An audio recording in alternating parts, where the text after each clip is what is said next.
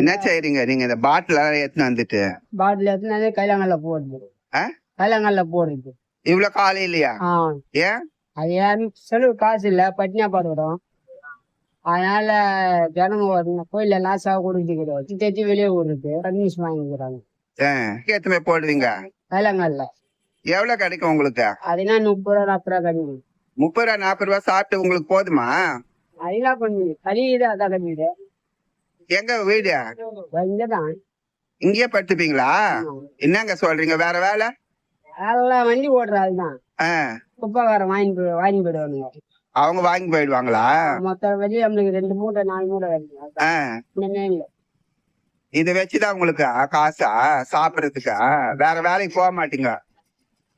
அந்த வேலை வந்தாதான் போவோம். என்ன வேலை செய்வீங்க? லோடிங்கு, லாங் வேலைக்கு, வேலை, கம்பி கட்டுறது. இன்னைக்கு எதுவும் கிடையாது? எதுவும் கிடையாது. ஆடி மாசம் போனதுல எதுவும் இல்லை. ஆடி மாசம் போனதுல இருந்து எதுவுமே இல்லையா? சரி, ஓகே.